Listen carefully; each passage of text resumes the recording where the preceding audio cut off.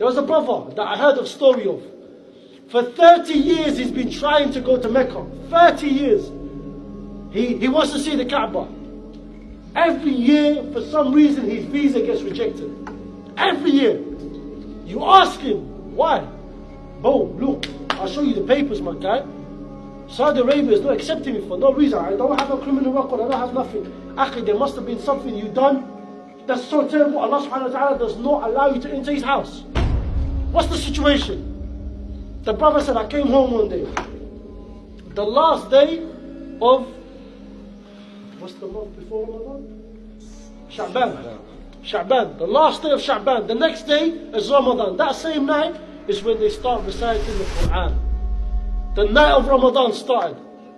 He said, I walked in. I was high, I was buzzing. On top of that, I was intoxicated by alcohol.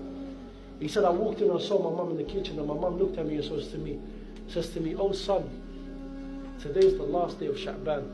Tonight is the first day of Ramadan. My son, repent to Allah.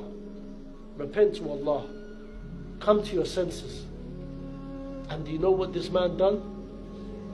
The man said, I was so intoxicated while my mother being in the kitchen. He said, I pushed her so hard that she burnt all of herself here. She had 3rd-degree skin burns. And whatever she was wearing started to be stuck onto her arm. And all of going up here with her hijab on, it was also stuck to the level where she had to go into an emergency surgery.